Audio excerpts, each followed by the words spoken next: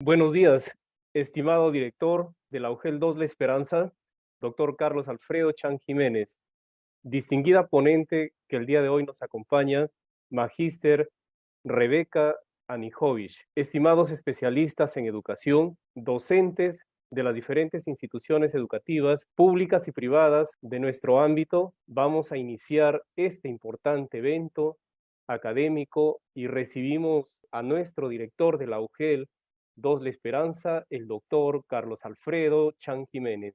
Muchas gracias a toda esta digna concurrencia.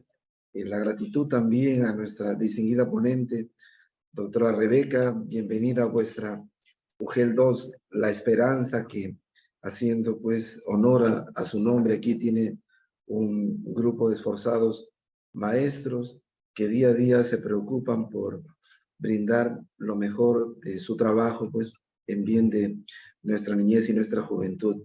Y esta mañana pues nos convoca este aspecto tan importante como es la evaluación y ayudarnos a superar esas antiguas pues complejos que se tenía sobre la evaluación, ¿no? Todavía para algunos escuchar evaluación es ponerse tensos, es preocuparse, ¿no? Pero sí, gracias a vuestros aportes, se ha ido pues desmitificando lo que es la evaluación y entendiéndose ahora como un proceso de automejora continua, con entender que la evaluación también es un proceso autorreflexivo que no solamente permite a quienes tenemos esa responsabilidad de conducir el desarrollo de los estudiantes, sino también que el estudiante asuma su rol protagónico de mirarse hacia sí mismo y entender como una oportunidad de mejora la autoevaluación. Entonces, gracias a vuestros aportes nos vamos a enriquecer esta mañana. Muchísimas gracias por esa generosidad con la cual pues recibió nuestra invitación. Entonces todos ávidos de escuchar la doctora, de recoger su escuela pues para poder mejorar. Bienvenida doctora Rebeca, bienvenidos queridos docentes, especialistas, público en general. Bueno, buenos días con todos. Muchísimas gracias por la invitación. Muchísimas gracias por compartir esta inquietud que tenemos, como decía el señor director, de cambiar la mirada sobre la evaluación y que no sea ese espacio de temor, inquietud, ansiedad, nervios, que ha caracterizado tradicionalmente al campo de la evaluación, y entender la evaluación desde el sentido de oportunidad que tiene para que un estudiante muestre lo que sabe. Cuando el señor director hablaba me hizo recordar que la evaluación tradicionalmente ha buscado lo que el estudiante no sabe, ¿no? Y por supuesto que nosotros necesitamos identificar lo que no sabe para ayudarlo a avanzar, pero cuán importante es empezar identificando lo que un estudiante sí sabe y sí puede hacer. Y desde esa perspectiva es que la evaluación formativa toma este reto, este desafío de cambiar la mirada sobre la evaluación. Voy a compartir pantalla para que ustedes puedan seguir la presentación. Y efectivamente el tema de evaluación formativa es un tema hoy que ocupa los diseños curriculares de la mayoría de nuestros países latinoamericanos, con una inquietud no solamente de darle un marco teórico, sino incluirlo en las políticas públicas y convertir este modo de entender y mirar la evaluación en prácticas de aula, es decir, llevar a las aulas esta nueva mirada de la evaluación a través de instrumentos concretos, a través de acciones concretas, a través de reflexiones nuestras como maestros y maestras, pero también de nuestros estudiantes. En el campo de la evaluación formativa, algunos autores dicen que el corazón de la evaluación formativa es la retroalimentación, y yo me voy a centrar en la retroalimentación, que obviamente va a articular con otros aspectos de la evaluación formativa. ¿Pero por qué la retroalimentación? Bueno, porque hay mucha investigación que nos muestra cuánto impacto genera una buena retroalimentación para que nuestros estudiantes avancen en sus aprendizajes, en el desarrollo de sus competencias y de sus saberes disciplinares. Dos preguntas inicialmente, y es una pregunta que uno podría decir, bueno, tenemos las respuestas en los diseños curriculares, por supuesto, por eso una pregunta diría que va más allá, porque esa pregunta se juega diariamente en la pregunta permanente que tenemos en nuestra cabeza, que es, ¿qué es lo que estamos esperando que nuestros estudiantes aprendan, que nuestros estudiantes logren? Y porque esa pregunta nos lleva a pensar entonces qué tenemos que hacer en las aulas para que efectivamente aprendan. Pero la segunda pregunta que nos inquieta y que nos hace pensar en cómo lograr involucrar a cada estudiante es cómo van a saber los estudiantes y también nosotros maestros que están aprendiendo.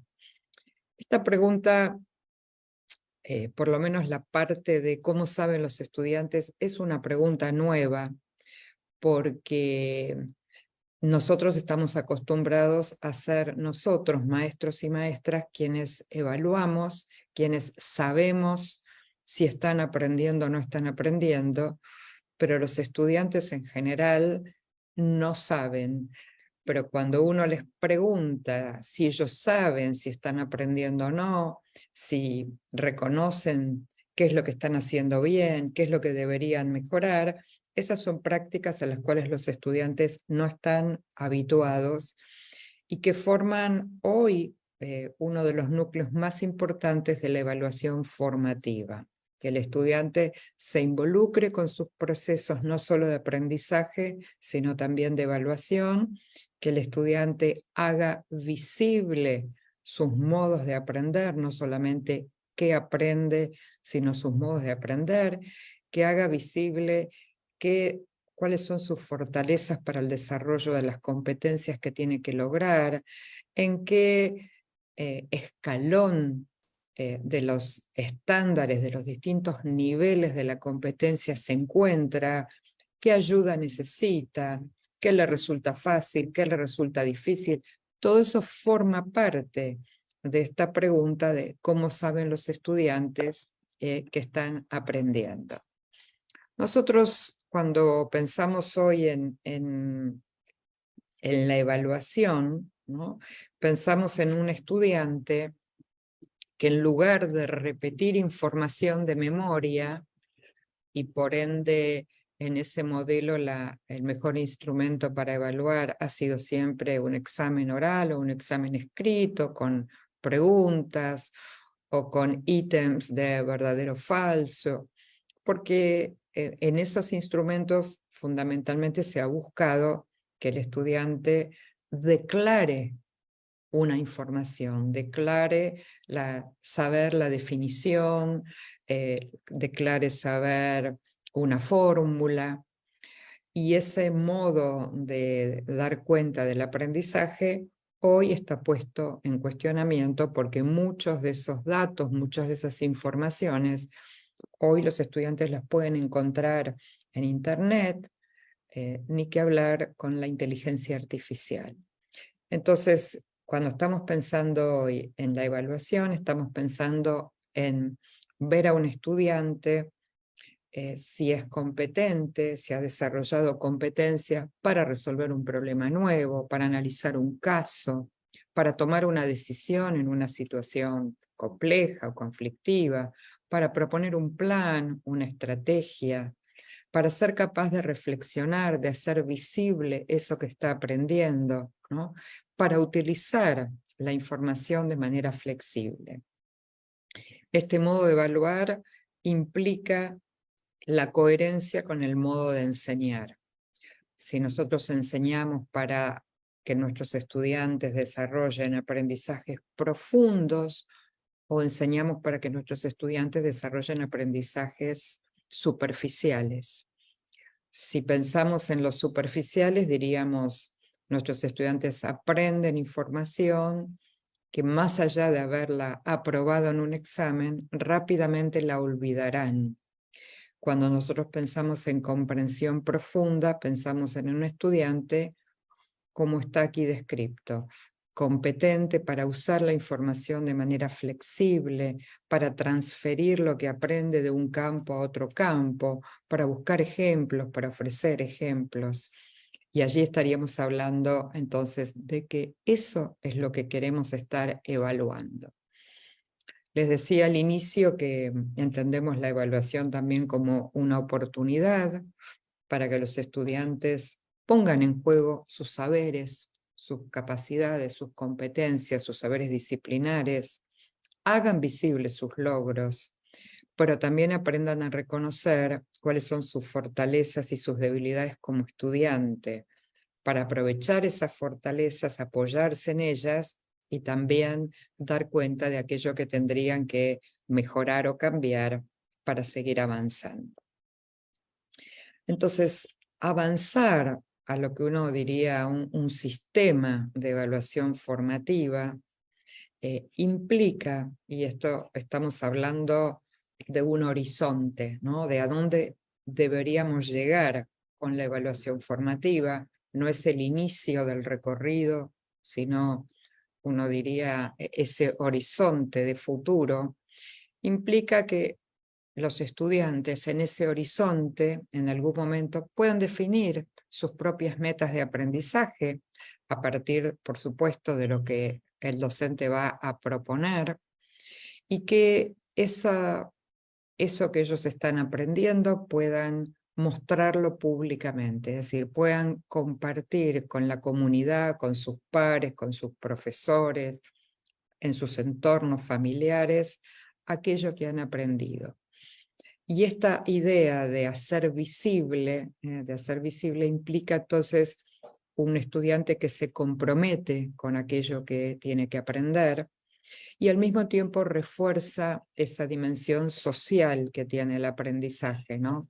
Históricamente uno rendía un examen individual, nadie conocía cómo el par había resuelto, por ejemplo, una tarea o ese examen, y nosotros sabemos que el aprendizaje no es solo individual, tiene un componente muy importante individual, pero también tiene un componente social. Se aprende con otros, además de aprender individualmente. Entonces, cuando yo tengo capacidad y competencias adquiridas, desarrolladas para mostrar lo que aprendo, mostrárselo a otros, compartirlo con otros, recibir retroalimentación de otro cuando yo le comparto cómo hice lo que hice, ofrecer retroalimentación a un par, es decir, el aprendizaje tiene un fuerte componente de dimensión social y por eso nosotros proponemos en la enseñanza muchas actividades de trabajo colaborativo, de trabajo cooperativo, que no reemplaza el aprendizaje individual, sino lo enriquece, suma y genera esos momentos donde yo aprendo por mi propio recorrido, pero aprendo observando, escuchando, compartiendo con otros. Entonces decimos que el mayor impacto de la evaluación formativa es cuando está relacionada con el desempeño de una tarea, no cuando un estudiante repite información de memoria. Cuando proponemos actividades de alta participación de los estudiantes en el seguimiento de su propio aprendizaje y desarrollamos lo que forma parte de la evaluación formativa, que es el componente de autorregulación. Y es un componente muy importante porque la autorregulación va a permitir el desarrollo de un estudiante autónomo. Un estudiante autorregulado es un estudiante que se da cuenta que algo por ejemplo, no le sale bien, no lo está entendiendo y decide cambiar la estrategia o decide pedir ayuda, o se da cuenta que emocionalmente se queda paralizado cuando no puede encontrar un camino para resolver, por ejemplo, un problema, ¿no? Y entonces, ¿qué acciones, qué hace el estudiante cuando se da cuenta, ¿no? Y ahí tenemos el desarrollo de la autorregulación. Y tiene mayor impacto, como les decía hace unos momentitos, cuando el aprendizaje es colaborativo, cuando aprendemos junto con otros. Eso implica que cuando nosotros planificamos la enseñanza, tenemos que planificar simultáneamente la evaluación. ¿Qué significa planificar la evaluación cuando planifico la enseñanza? Bueno, definir cuándo y cómo vamos a compartir o construir los criterios de evaluación con los estudiantes, cuándo vamos a transparentar qué vamos a mirar en la producción de los estudiantes, cuando vamos a definir cuándo y cómo vamos a recoger evidencias de aprendizaje. Ustedes saben que la evaluación formativa tiene un fuerte componente en la búsqueda de evidencias de aprendizaje, evidencias que tienen que ser variadas, tienen que ser algunas individuales, otras grupales, algunas de escritura, otras orales, algunas de observación de desempeños, o sea, necesitamos una variedad de evidencias de aprendizaje sostenido por la idea de que cada uno de nuestros estudiantes aprende de manera diferente. Y entonces, si aprenden de manera diferente, implicaría que pueden mostrar de diferentes maneras lo que han aprendido. Entonces, nosotros tenemos que planificar cuándo, en qué momentos y cuáles son esas evidencias que vamos a recoger.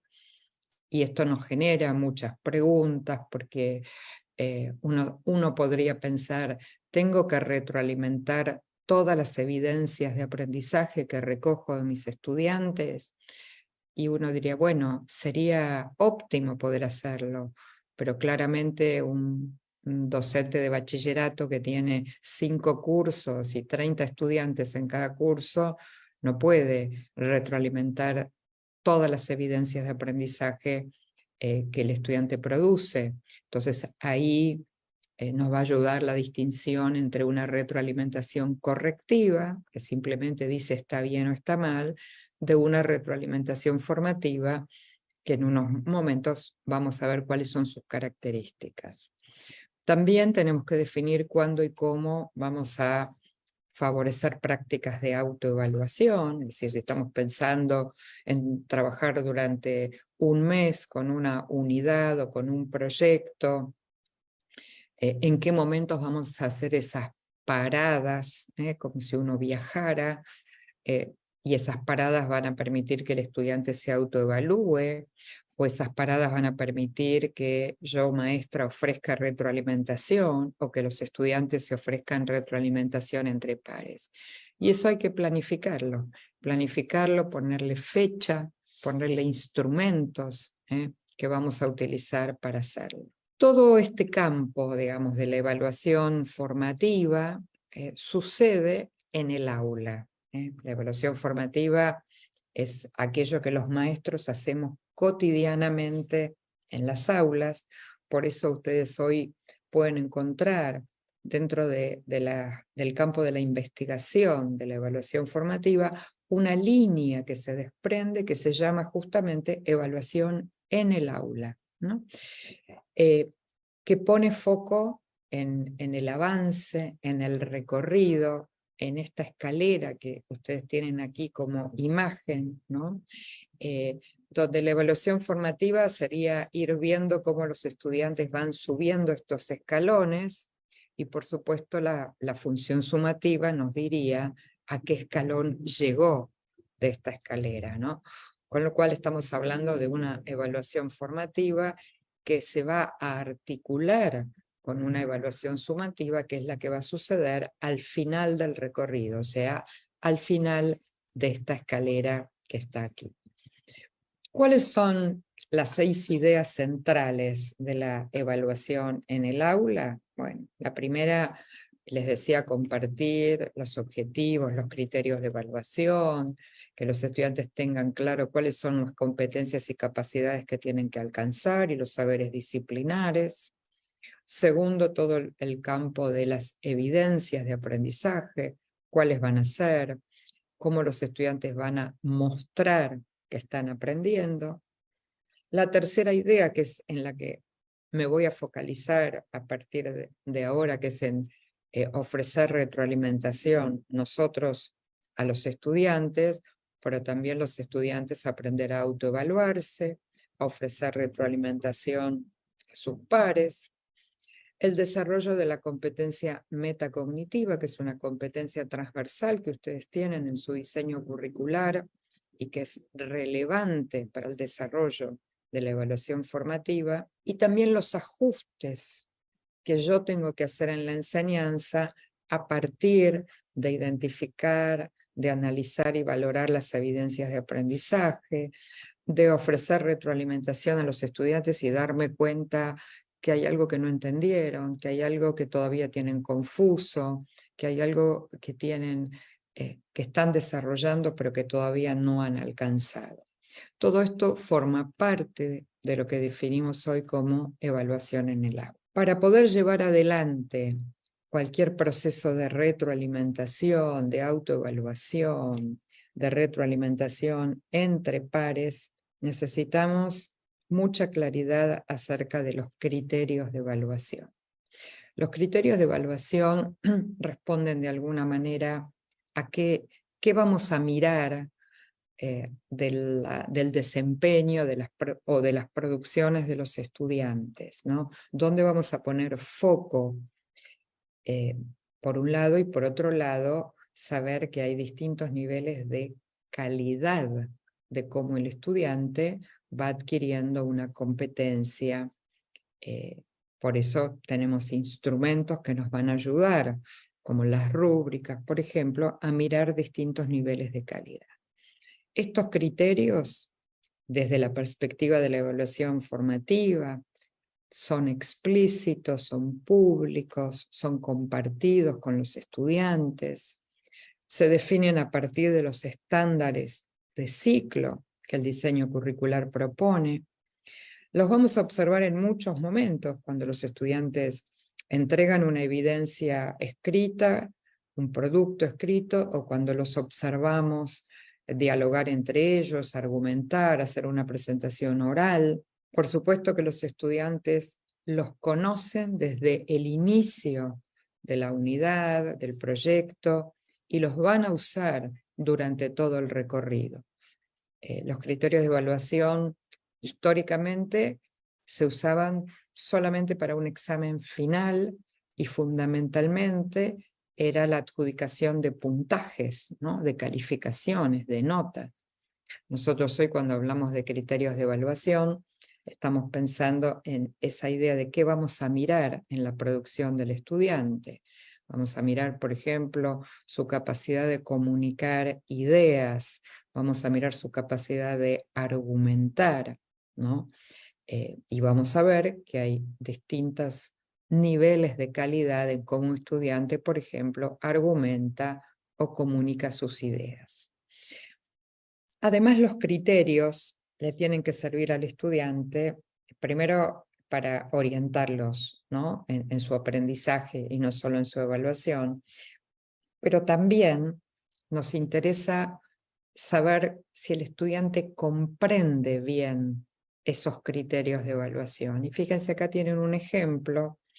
Si los estudiantes, por ejemplo, interpretan que una tarea de lectura es una tarea de memorización y van a usar estrategias para estudiar de memoria ese texto, ellos van a creer que está bien cuando de memoria recuerden, por ejemplo, palabras clave para poder mostrar que han aprendido esa lectura.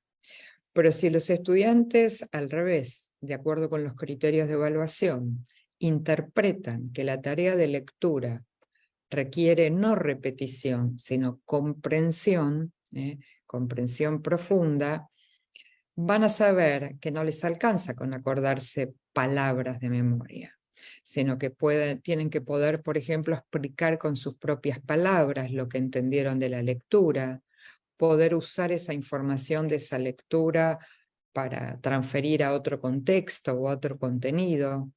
Entonces, depende cómo entiendan esos criterios de evaluación, va a ser también el modo en que ellos estudien, aprendan y muestren aquello que aprendieron.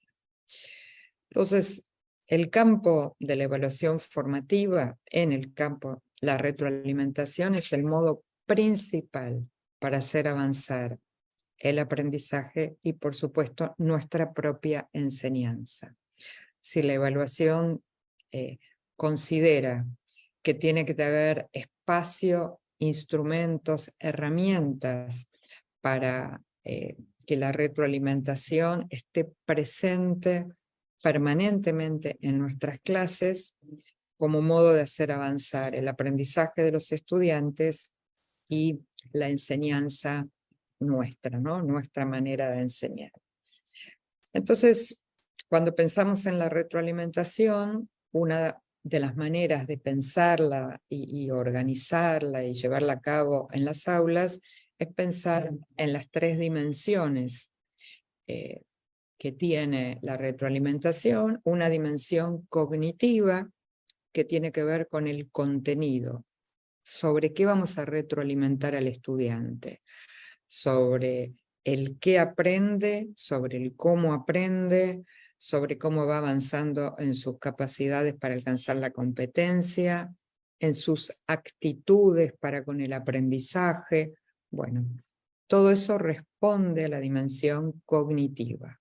Pero también tenemos una dimensión organizativa que responde a cuándo y cómo vamos a organizar la retroalimentación.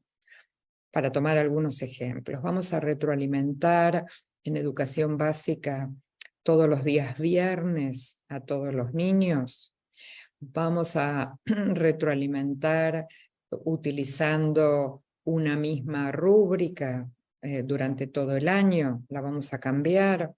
Vamos a organizar, si estuviéramos en el bachillerato, que los días lunes todos los profesores van a ofrecer retroalimentación, o vamos a organizar que los lunes ofrezcan retroalimentación a algunas disciplinas y los viernes otras, para que los estudiantes tengan tiempo, oportunidad y posibilidad de recibir la retroalimentación y poder resolver, hacer algo con esa retroalimentación. Entonces, la dimensión organizativa requiere de acuerdos institucionales, no es una organización que yo solamente hago como profesora, sino que cuantos más acuerdos y consensos tengamos en la institución, más beneficio para nuestros estudiantes, ¿no?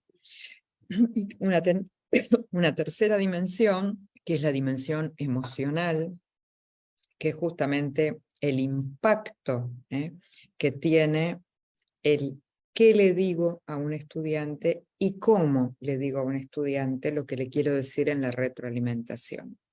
Ustedes saben que el impacto emocional puede ayudar a un estudiante a seguir avanzando en el aprendizaje, o al revés, que el estudiante quede detenido en el aprendizaje si el factor emocional no es considerado.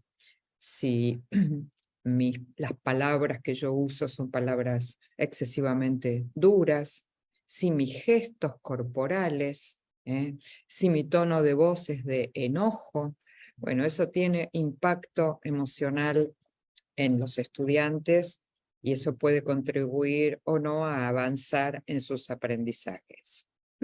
El campo de la investigación nos muestra bastante algunos obstáculos o algunas dificultades que los estudiantes presentan para considerar la retroalimentación que nosotros les ofrecemos. Y entre las cosas que hemos encontrado en el campo de la investigación, encontramos muchos casos de estudiantes que no usan la retroalimentación que reciben de sus maestros porque no saben qué hacer con ella, porque no entienden qué es lo que tienen que hacer, o no tienen el conocimiento suficiente para eso que el maestro les está pidiendo, les está proponiendo, o no tienen las capacidades para hacerlo. Entonces muchas veces no la usan, no porque no quieran, sino porque no saben qué hacer con ella. Y esto es un dato para nosotros muy importante para saber no solamente qué tenemos que decirle en la retroalimentación, sino cómo lo vamos a ayudar con esa retroalimentación a que el estudiante mejore, avance. Un ejemplo claro de esto es cuando le hacemos una sugerencia a los estudiantes y les decimos, te sugiero que la próxima vez tu tarea esté más completa, y no le decimos absolutamente nada acerca de qué sería que esté más completa, cuáles serían esas pistas que tendríamos que darle a los estudiantes para que completen la tarea. ¿Qué significa? ¿Un texto más largo? ¿Significa más fuentes bibliográficas? ¿Significa más aportes propios? O sea, incluir más mi opinión, mi reflexión acerca de, o incluir más autores. Bueno, ¿de qué se trata completar? Entonces, si yo solo le digo, tenés que completar esta tarea, efectivamente el estudiante no va a saber qué hacer. La segunda cuestión es que trabajar con la retroalimentación, así como requiere tiempo y esfuerzo del maestro retroalimentar las producciones de los estudiantes, también para los estudiantes representa tiempo y esfuerzo analizar la retroalimentación y hacer algo con ella. Y muchas veces el ejemplo más típico allí es la reescritura de un texto, ¿no? Donde muchas veces el estudiante, una vez que entregó su primera versión, no tiene disponibilidad para reescribir. ¿Por qué? Porque eso le requiere tiempo, le requiere esfuerzo. Bueno, entonces allí hay que pensar estrategias que tienen que ver con la motivación, con ayudarlo al estudiante a encontrarle sentido al por qué tiene que reescribir su texto. También en la investigación hemos encontrado preguntas que se le hacen a los estudiantes acerca de cómo tiene que ser una buena retroalimentación, ¿no? Y entonces los estudiantes en las respuestas encontramos estas ideas, ¿no? Comentarios fáciles de entender, específicos, detallados, oportunos, entregados poco después de la finalización de una tarea, no un mes después, con orientaciones concretas para la práctica, alentadores y lo más personalizado posible. Estas son las respuestas encontradas en las investigaciones cuando se le pregunta a los estudiantes cómo querrían recibir una retroalimentación, o sea, qué esperan ellos de una buena retroalimentación. Cuando nosotros queremos entonces entrar a trabajar con la retroalimentación en las aulas, aquí hay algunos ejemplos de algunas estrategias, hay muchas más, pero compartir algunas de las que estamos usando y que de alguna manera tienen buenos resultados, ¿no? Bueno, compartir o construir los criterios de evaluación con los estudiantes, ofrecer ejemplos, ¿no? Por ejemplo, tener un trabajo de estudiantes del año pasado, sin el nombre, por supuesto, un trabajo muy bueno, uno bueno y uno regular, y trabajar con esos ejemplos con los estudiantes y preguntarle a los estudiantes cuál de los tres trabajos piensan ellos que está mejor y por qué. Y cuando ellos hacen ese ejercicio están discutiendo los criterios de evaluación, aunque no sepan que lo están haciendo. Que miren por qué ese trabajo que dicen que está muy bueno, que tiene ese trabajo para decir que es el mejor de los tres trabajos, ¿no? Esa es una estrategia. Otra estrategia es explicar cuál es el sentido, para qué sirve la retroalimentación o para qué sirven las autoevaluaciones, ¿no? Que no es que simplemente hay que hacerlo porque la maestra lo pide, sino para qué sirven, cuál es el sentido de utilizar, en qué los va a beneficiar a ellos como estudiante para usar la retroalimentación. Bueno, incluir espacios y tiempos para que el estudiante aprenda a retroalimentar, entienda para qué sirve, qué tiene que hacer cuando recibe una retroalimentación. También pensamos que es importante centrar la retroalimentación en el trabajo, o sea, no en la persona del estudiante, por ejemplo, diciéndole qué buen estudiante que eres. Digo, no hay ningún problema en decírselo, solo que eso no es una retroalimentación formativa, porque no le está diciendo nada acerca de la tarea que el estudiante hizo, acerca del modo en que lo hace, acerca de el avance, o sea, cuánto ha avanzado, ¿no? O cuánto le falta todavía. Bueno, todo eso debería formar parte de la retroalimentación. También, como otra estrategia, ofrecer, yo les decía hace un ratito, esas pistas, ¿no? O sea, pero esas pistas no son una lista de tenés que hacer esto, esto y esto, sino dialogar con los estudiantes para pensar en conjunto, porque yo le puedo, como dice aquí la última sugerencia, ofrecer una lista de tareas para hacer con los estudiantes, y puede ser que el estudiante las haga para cumplir, pero no necesariamente porque comprende el valor de hacer esas tareas. Entonces, si tenemos oportunidad de dialogar, ¿no?, de esa lista de tareas, en todo caso, compartirla dialogada con los estudiantes para entender el valor que tienen. En esos modos de retroalimentar, tenemos algunos instrumentos, algunos ejemplos que a mí siempre me gusta compartir, porque no se trata solo de conceptos teóricos, sino también importa el cómo se llevan a cabo en el aula. Este es un protocolo para trabajar entre pares, ¿no? Cuando los estudiantes produjeron, por ejemplo, un texto, entonces yo voy a leer el texto de mi compañera y mi compañera va a leer mi texto. Y acá hay un cuestionario con 4 preguntas que van a formar parte de la retroalimentación. ¿Qué aspectos valoras del trabajo de tu par, de tu compañero? Y entonces yo tengo que identificar algunas fortalezas que encuentro en el trabajo de mi compañero. Segunda pregunta, ¿qué ideas tienen en común? Es decir, ver si yo puedo encontrar alguna idea en el trabajo de mi compañero que sea parecida, similar a la que yo escribí en mi trabajo. ¿Qué ideas tenemos diferentes? Él en su trabajo argumenta a favor de algo y yo en el mío argumenté en contra, ¿no? Entonces hacemos esa búsqueda. Y la cuarta pregunta, ¿qué parte del trabajo de tu par es novedoso para ti y podrías incorporar en tu trabajo? Y esto también tiene que ver, por un lado, con el trabajo colaborativo, es decir, ¿qué puedo sumar a mi trabajo de la producción de mi compañero, de mi compañera, y entender que ese aporte va a enriquecer mi trabajo como un aporte mío podrá enriquecer el trabajo de mi compañero. Un segundo ejemplo de cómo trabajar con la retroalimentación es devolverle, por ejemplo, 4 retroalimentaciones a 4 estudiantes que los ponemos a trabajar en un pequeño grupo, pero no les decimos de quién es cada retroalimentación. O sea, devolvemos la retroalimentación escrita sin nombre.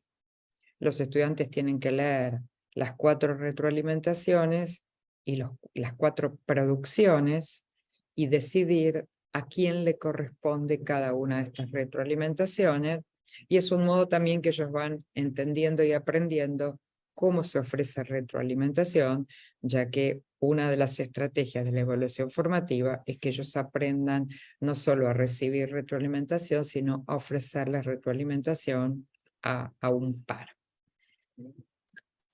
Aquí tienen un ejemplo de una lista de cotejo para nosotros, docentes, cuando ofrecemos retroalimentación, poder chequear si lo estamos haciendo bien, ¿no? Y este sería un instrumento de autoevaluación, ¿no? Entonces, por ejemplo, si yo estuve analizando para dar retroalimentación a producciones de mis estudiantes, la primera pregunta que me hago es si identifico y comunico fortalezas y logros, si sí lo hago o no lo estoy haciendo.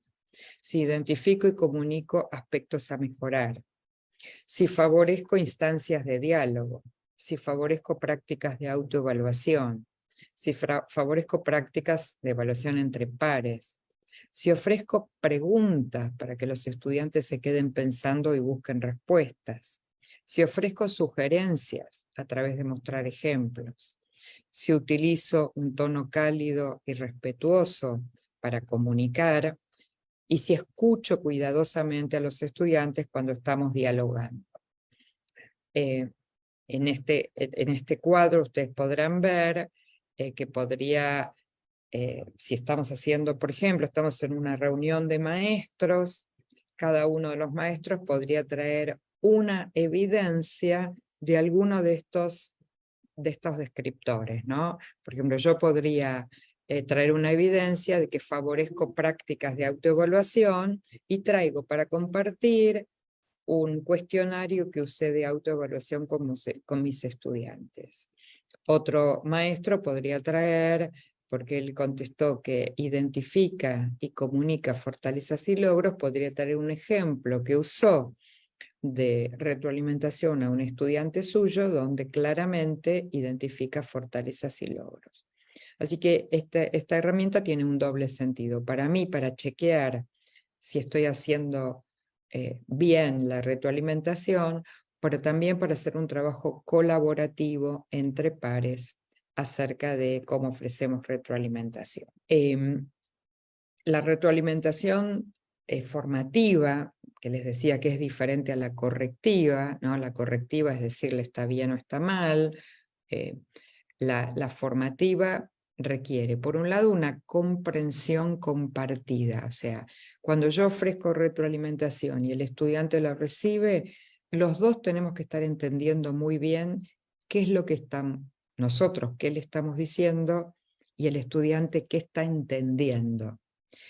Pero también tiene una mirada sobre el futuro, porque una vez que hemos comprendido, que yo creo haber sido clara con la retroalimentación y el estudiante da cuenta de que comprendió la retroalimentación, tenemos que establecer acuerdos sobre el futuro, o sea, cómo seguimos, cuál es el próximo paso que vamos a dar.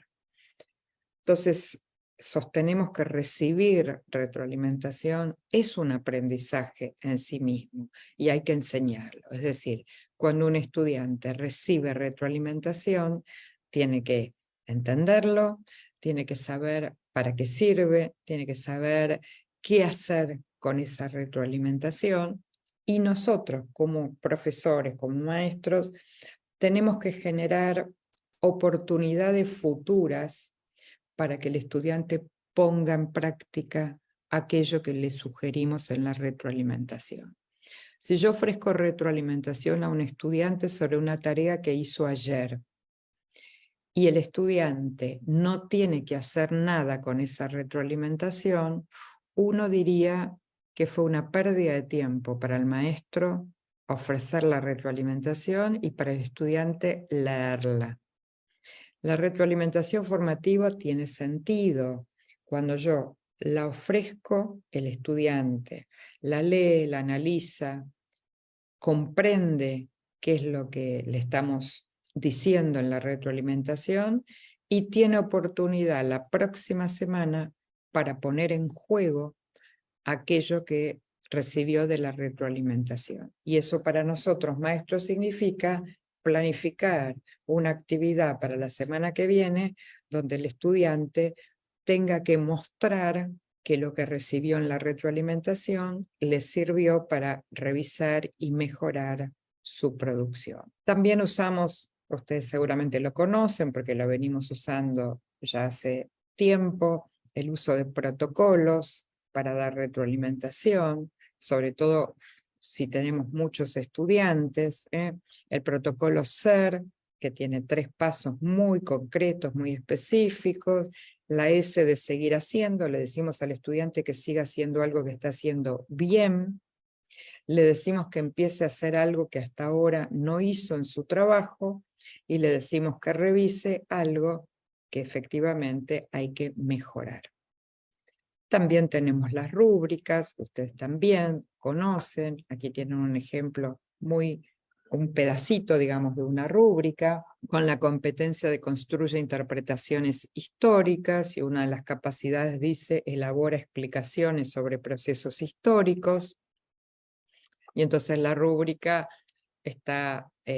tiene 4 niveles de calidad, dice utiliza diversidad de fuentes de información pertinentes, pero fíjense que cuando paso al segundo nivel dice lo mismo, utiliza diversidad de fuentes de información pertinentes, pero con la ayuda del docente. En el tercer nivel utiliza diversidad de fuentes de información, pero algunas son incorrectas, y en el cuarto nivel tiene dificultades para encontrar fuentes de información. Lo mismo con la explicación, explica con sus propias palabras, justifica sus explicaciones con fuentes bibliográficas, pero en el siguiente nivel solo explica con sus propias palabras, o sea, no justifica.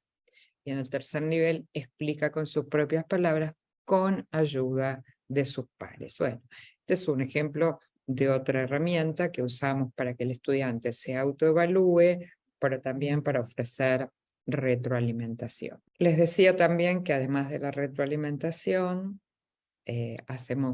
desarrollamos estas actividades con instrumentos que tengan que ver con la autoevaluación, y aquí tomando de Hattie y Timperley estas 3 preguntas que el estudiante pueda completar, por ejemplo, cuando empieza a trabajar con un proyecto, hacia dónde tiene que ir, es decir, qué es lo que tiene que aprender en este proyecto.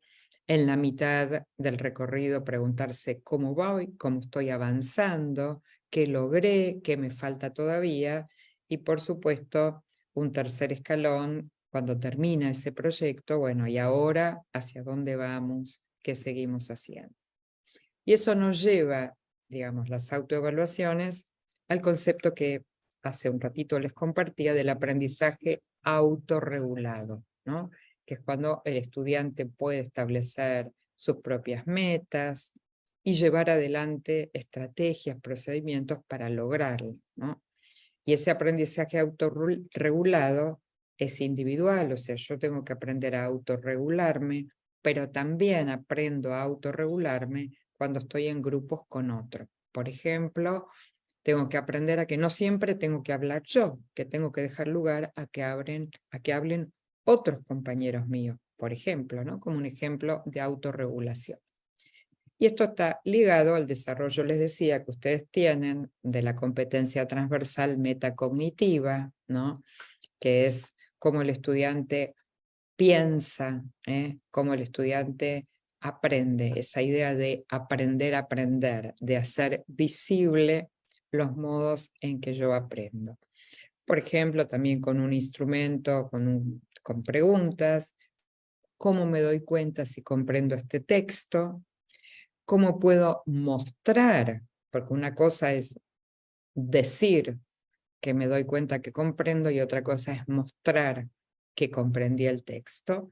Y una tercera pregunta, si pudiera volver a hacer esta tarea que acabo de hacer de mostrar la comprensión de texto, si haría algo distinto y qué sería eso distinto que haría.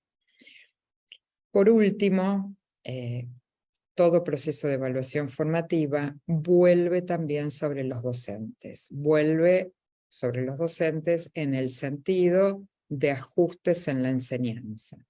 Cuando yo trabajo con la retroalimentación, con las autoevaluaciones, con los criterios de evaluación, toda esa información, las evidencias de aprendizaje, me tienen que hacer revisar mi planificación y me tienen que hacer pensar cuál es el próximo paso que yo voy a dar como maestro.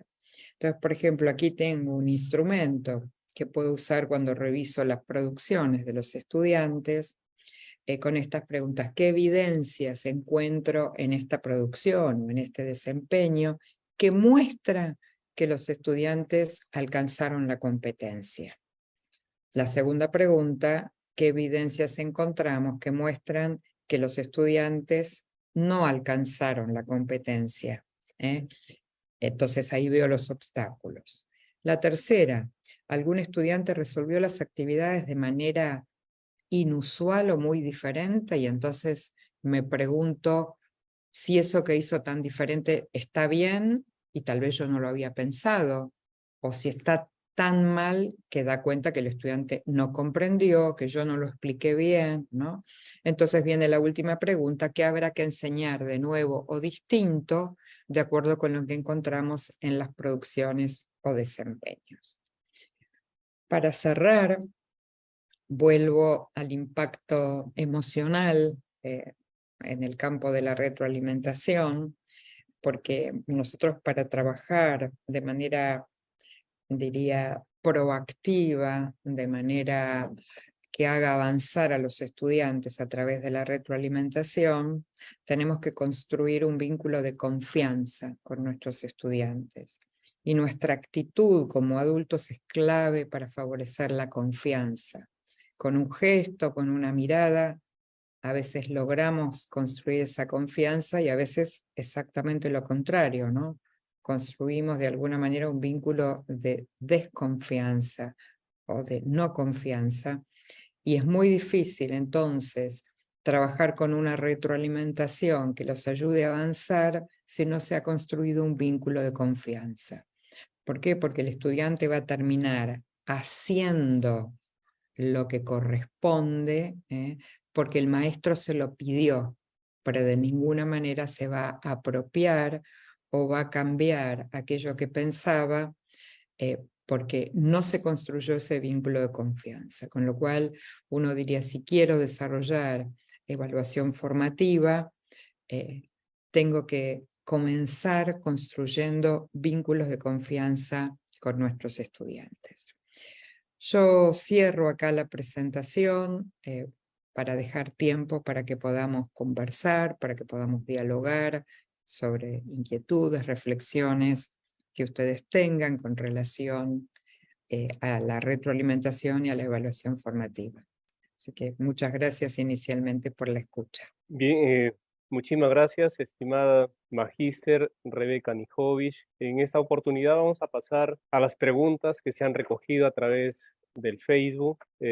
Indudablemente nosotros sabemos que las metodologías de enseñanza han ido evolucionando con el paso de los años. Por ello es impensable, ¿no?, evaluar las destrezas, las habilidades, sin considerar los ensayos y ni repeticiones, ¿no? De esta manera, los docentes tienen un rol importante en el modo de utilizar la evaluación formativa en el proceso de desarrollo de destrezas del estudiante para que se potencie su razonamiento crítico, su desempeño en clase, su interacción con los otros, entre otros aspectos. Tenemos aquí varias preguntas que hemos recogido del Facebook y que se los voy a trasladar, dando un espacio para que ustedes nos vayan aclarando estas dudas. Tenemos aquí la primera pregunta y nos dice, ¿cuál es el instrumento más adecuado para poder recoger el avance de los aprendizajes de nuestros estudiantes? Bueno, primero diría que por suerte no hay uno solo. ¿Está bien? Porque nosotros necesitamos usar diversidad de instrumentos para recoger los avances de nuestros estudiantes. Primero porque cada instrumento tiene su propia, diría, fortaleza y sus limitaciones. Entonces, por ejemplo, si nosotros utilizamos listas de cotejo, las listas de cotejo son instrumentos muy buenos para recoger cómo un estudiante avanza, por ejemplo, en procedimientos, ¿no? En procedimientos estandarizados, en pasos que hay que seguir, por ejemplo, para usar un microscopio en el laboratorio, ¿sí? O un procedimiento para resolver un problema. Las listas de cotejo nos ayudan muchísimo para eso. Cuando quiero observar a un estudiante en educación física hacer un ejercicio, ¿no? Es decir, las listas de cotejo son muy valiosas.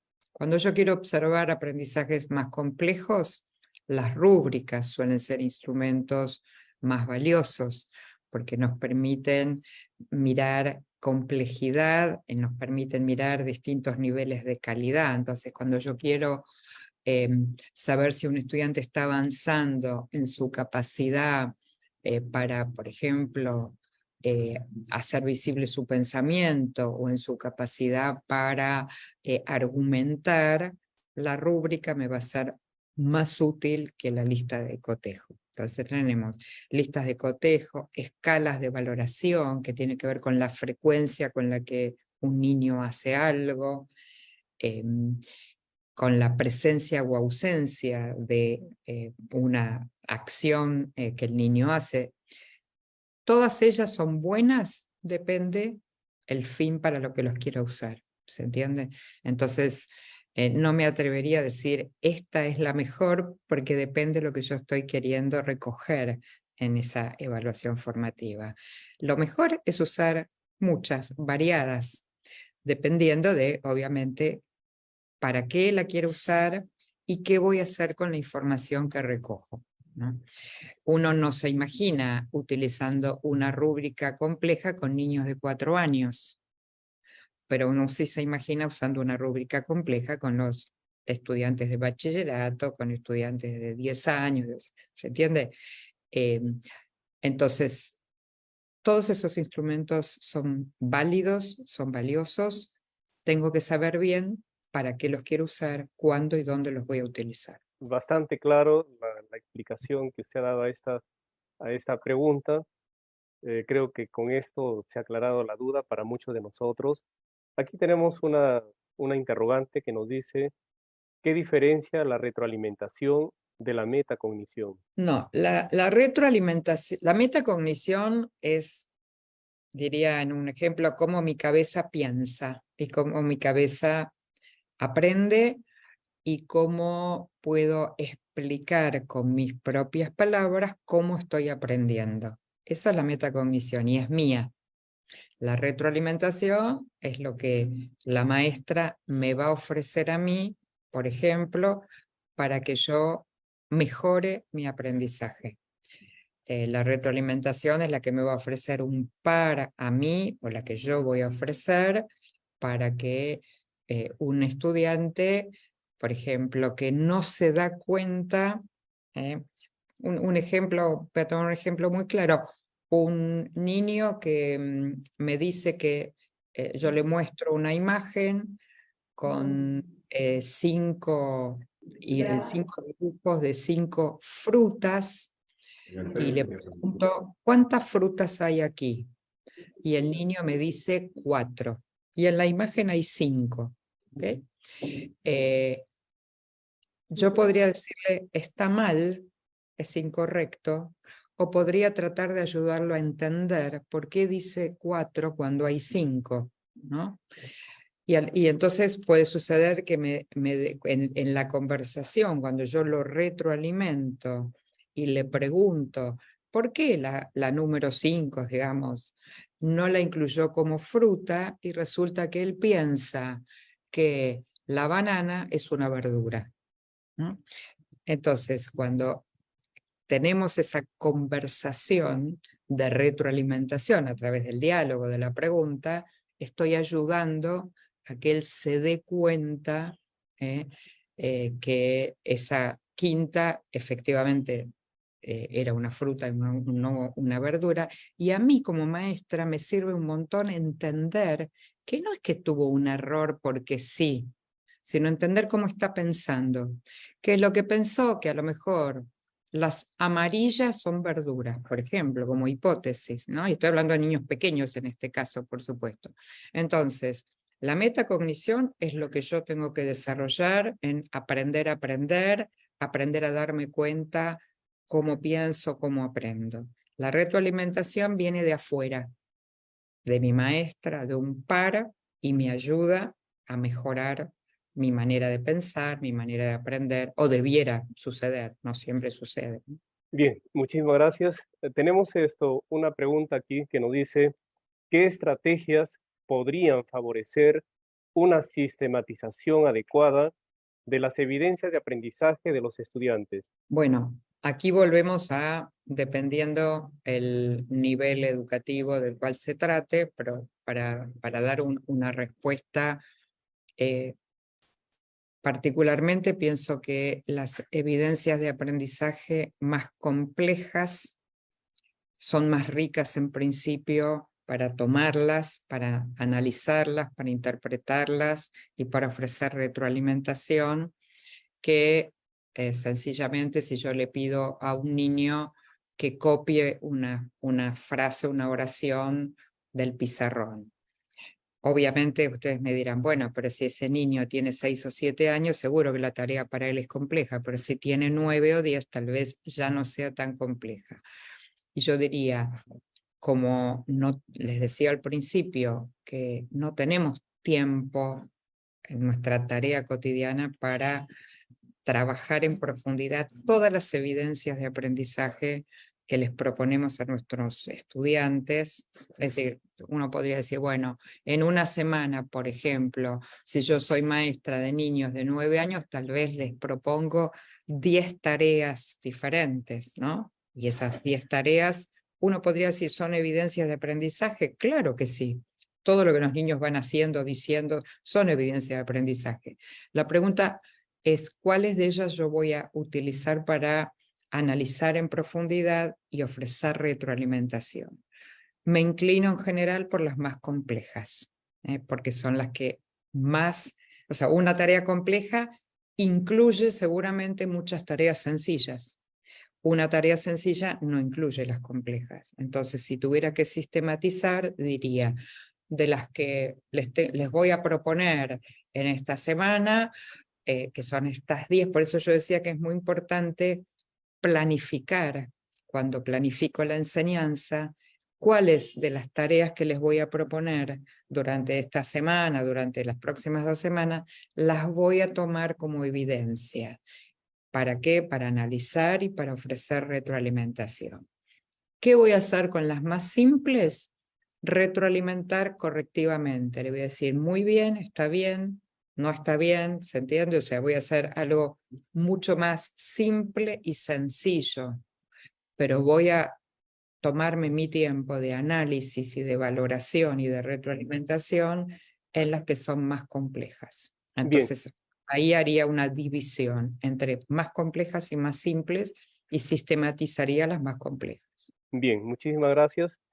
Tenemos aquí otra pregunta que nos piden, ¿no? Nos dice, ¿existe retroalimentación positiva y negativa? ¿Nos podría brindar un ejemplo? Sí, en la evaluación tradicional, la retroalimentación positiva es cuando me dice muy bien su trabajo o usted aprobó la materia.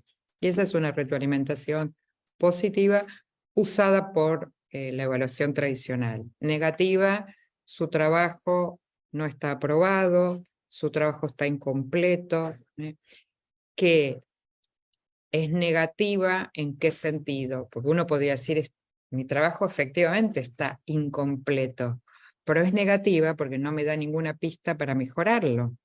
Entonces, la evaluación tradicional generalmente trabajó con una retroalimentación, primero unidireccional. Solo la maestra le dice al niño, esto está bien, esto está mal, esto está aprobado, esto está desaprobado, mientras que la retroalimentación formativa propone como una de sus estrategias el diálogo, la pregunta, la interacción, preguntarle al niño por qué contestó lo que contestó, que nos cuente. Por ejemplo, supónganse que el niño resolvió muy bien un problema. A mí me interesa saber si él me puede explicar el recorrido que hizo para resolver ese problema, no simplemente saber que está bien o está mal. La evaluación tradicional diría, muy bien, Juan resolvió muy bien el problema. La retroalimenta formativa diría, cuéntame Juan, ¿cuál es el recorrido que tú has hecho para resolver el problema? ¿Has tenido alguna duda en el recorrido? ¿Has encontrado algún obstáculo? Si pudieras explicarle a un amigo cómo hacer este recorrido, ¿cómo se lo explicarías? Todo eso es de la retroalimentación formativa. La positiva y negativa dice esto está bien, esto está mal. Muy bien. ¿Por qué la retroalimentación formativa implica cambios en la práctica docente dentro del aula? Porque miren, es como si yo me mirara en un espejo y veo qué me devuelve el espejo. El espejo me dice que tengo muchas canas, el espejo me dice que tengo pocas a muchas arrugas, ¿no? El espejo me dice eso. Bueno, la retroalimentación es algo así. Cuando yo miro, sobre todo cuando analizamos evidencias, y digo, ya llevo leídas 15 evidencias y en todas las evidencias los estudiantes cometieron el mismo error. Eso es para mí. Yo tengo que ver qué pasó cuando yo enseñé, por ejemplo, que los estudiantes contestaron mal todos o resolvieron mal esa tarea. Segundo, miro las producciones y digo, estos 5 estudiantes están avanzados, estos 4 están muy atrasados, eso vuelve como espejo para mí para planificar la próxima clase o la próxima unidad. Toda esa información me tiene que servir a mí para revisar lo que tenía planeado, porque la planificación tiene que ser flexible. La planificación es una hipótesis de trabajo que yo diseño, pienso, pongo en funcionamiento en el aula, pero después está la interacción con los estudiantes. Entonces, yo podría cerrar los ojos y decir, a mí no me importa, yo sigo con mi plan tal cual como lo pensé y no me importa nada de lo que dicen las evidencias de aprendizaje. Pero desde la perspectiva en la que estamos, bueno, que yo estoy trabajando hoy con ustedes, tengo que mirar, analizar toda esa información que me dan las evidencias, no solo para devolverle al estudiante, sino para devolverme a mí misma como maestra. Muy bien, estimada Rebeca, aquí en el Perú, a esto de repente todavía es evaluación tradicional enquistada en los padres de familia. Es por eso que aquí tenemos una pregunta planteada por una docente que nos dice, ¿cómo puedo ayudar a los padres de familia a entender lo que realmente es la evaluación formativa? Porque le comento un poco, porque los padres de familia lo que quieren es que el niño lleve notas, ¿no? Que lleve una nota a casa y de repente y si es que no lleva eso, no es el cuaderno lleno, pues no está aprendiendo. Entonces por ahí va un poco orientada esta pregunta. Sí.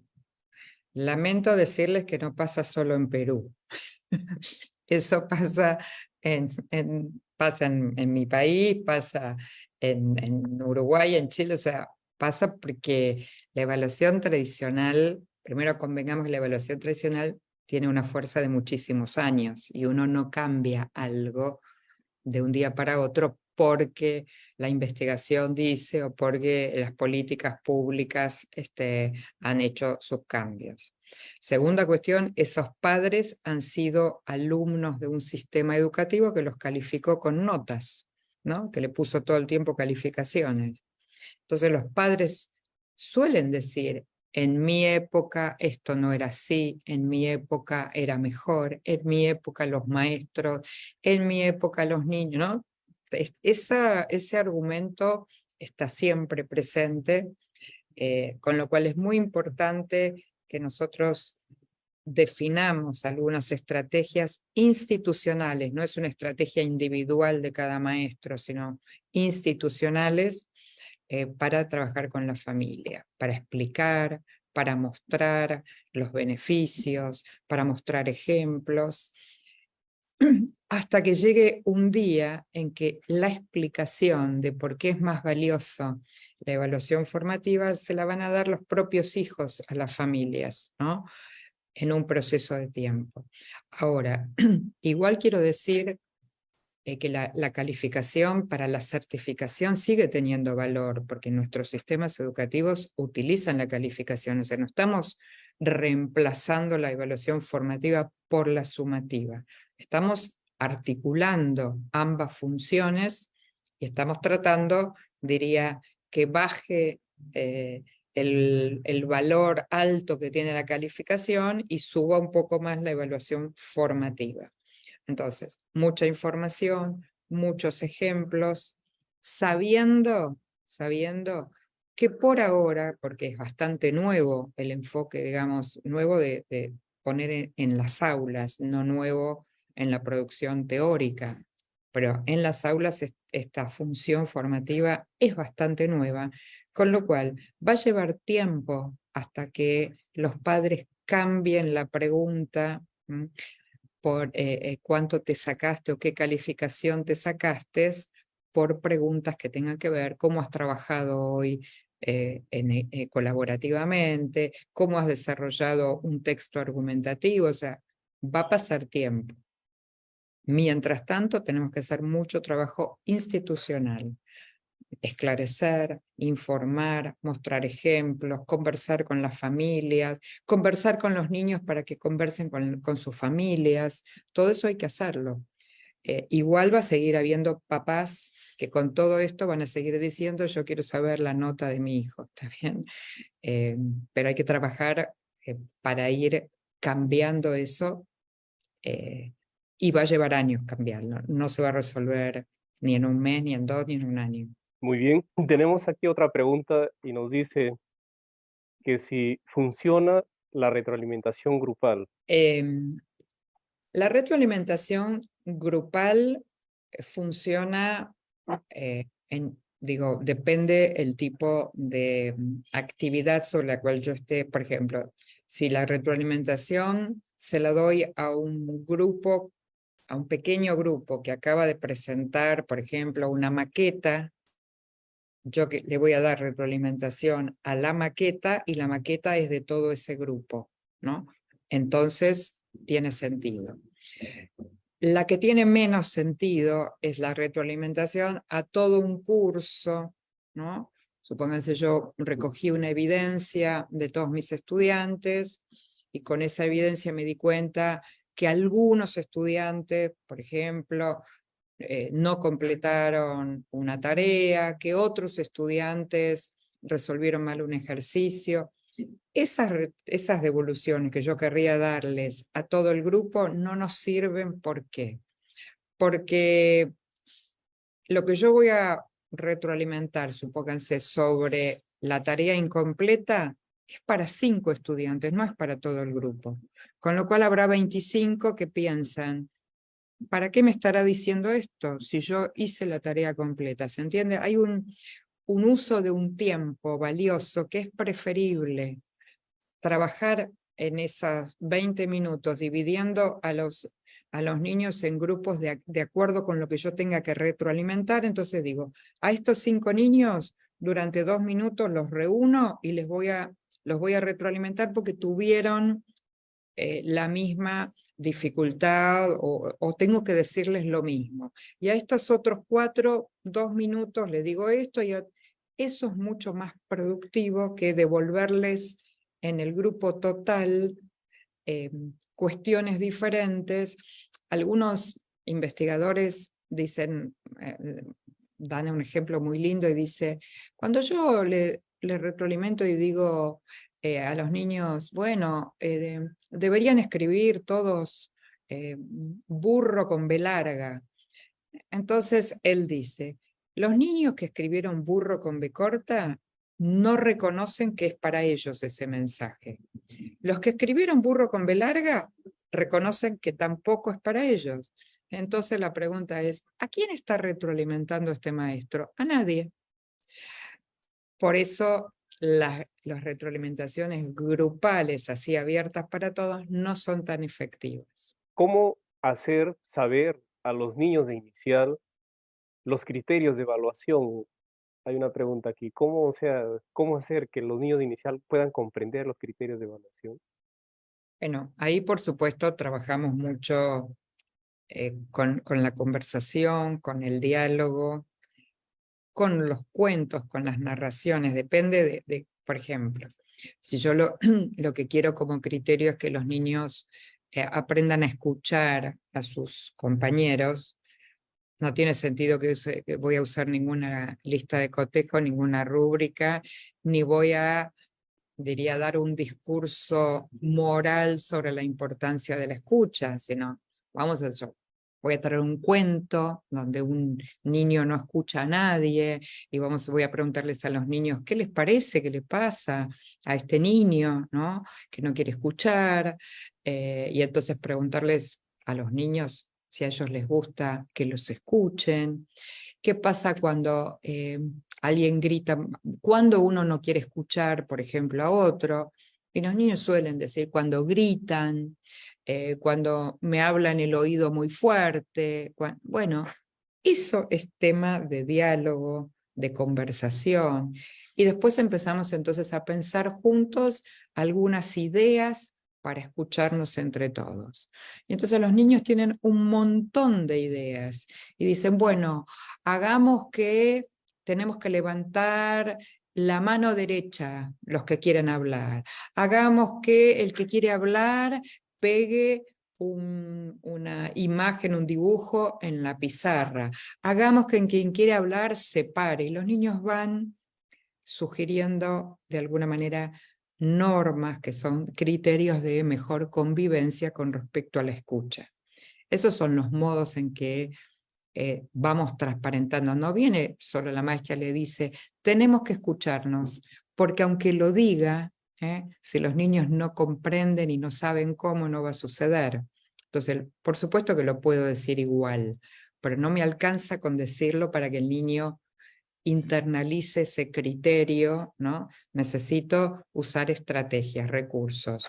Mirar un video, leer un cuento, conversar sobre esto, preguntarles, bueno, ¿a quién le gusta que lo escuchen? ¿A quién no le gusta que lo escuchen? Bueno, las maestras de nivel inicial tienen un montón de recursos maravillosos para hacer esto, un montón. ¿Por qué los profesores deben enfatizar la retroalimentación en su desempeño dentro del aula? Bueno, si yo entiendo que eso con estudiantes más grandes, esta pregunta, ¿no? Supongo. Los estudiantes tienen que entender que la retroalimentación les va a servir si efectivamente yo ofrezco retroalimentación que les sirva. Dos ejemplos. Ofrecerle retroalimentación a un estudiante sobre un trabajo que hizo hace 15 o 20 días pierde sentido para el estudiante y no le va a interesar. Ofrecer retroalimentación, como les decía antes, donde el estudiante no tiene que hacer nada con la retroalimentación recibida, le dice al estudiante, no hace falta que leas la retroalimentación, no hace falta que hagas nada con ella.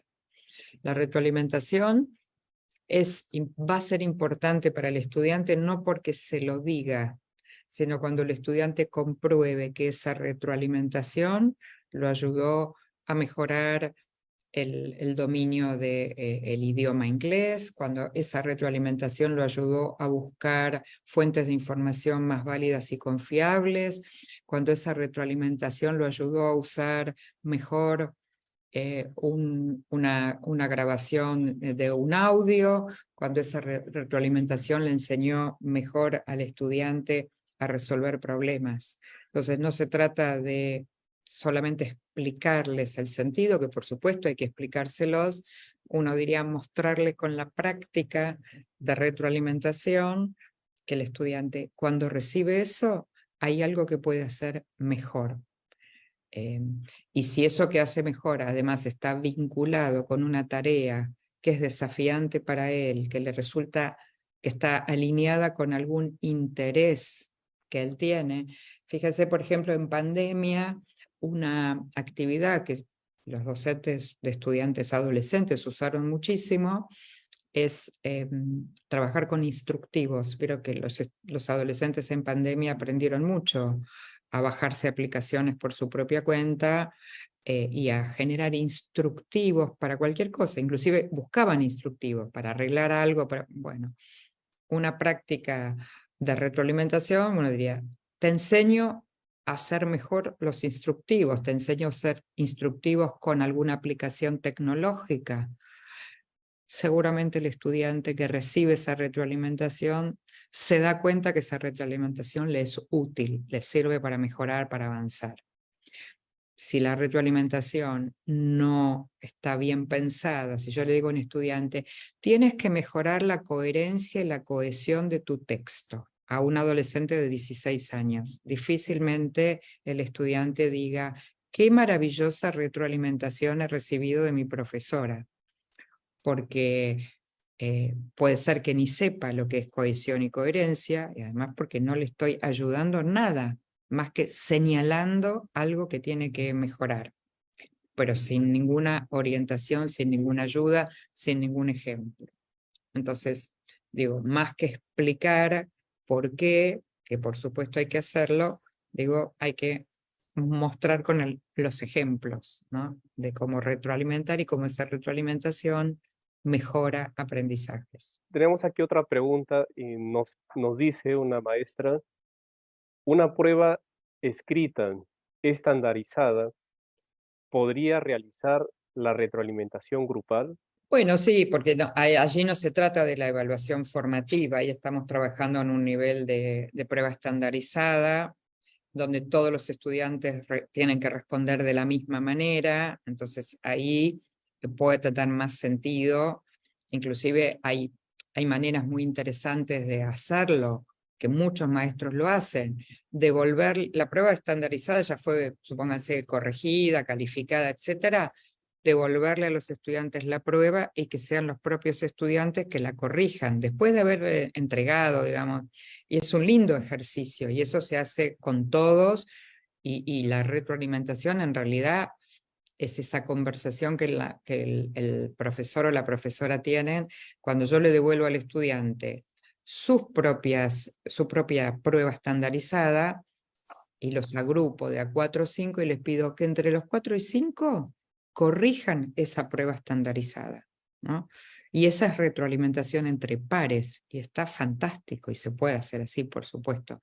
También podría yo decirles, bueno, en la pregunta 4 la respuesta correcta era blanco, pero es mucho más educativo, por ejemplo, que lo hagan ellos, que se junten en pequeños grupos y que cada uno diga, yo contesté blanco, el otro dice, yo contesté negro, y discutan cuál era la correcta, ¿no? Y eso es una retroalimentación entre pares maravillosa. Y aquí me dice, a ver, la memoria que mide todos los componentes descritos por ella, cognitivo, organizacional y emocional, juegan un papel muy importante porque en el nuevo enfoque, ¿cómo? A ver, porque en el nuevo enfoque dice cómo que lo menosprecian y por qué. Bueno, lo que estoy entendiendo es de que la memoria es importante, ¿no? Y que en el nuevo enfoque se menosprecia. Bueno, sin memoria no podemos aprender. O sea, no hay manera de aprender sin memoria. El nuevo enfoque lo que pretende es que no sea el fin aprender de memoria. ¿Se entiende? O sea, que yo no tengo que aprender de memoria y ese es el objetivo o el propósito. Sino yo tengo que aprender para comprender, tengo que aprender para resolver un problema, tengo que aprender para explicar con mis propias palabras, tengo que aprender para ser competente, para desarrollar mis habilidades metacognitivas, pero no puedo aprender sin memoria. Lo que pasa que si uno se remite históricamente al conductismo, diría todo había que aprender de memoria, ¿está bien? Y entonces la memoria ocupaba el lugar principal. Pero además hoy tenemos distintos tipos de memoria de trabajo, memoria de corto plazo, memoria de largo plazo, ¿no? Pero además tenemos mucha información que ya no hace falta guardarla en la memoria, porque la tenemos en un dispositivo. No sé, yo le preguntaría, ¿quién de nosotros sabe hoy los números de teléfono de memoria de su familia?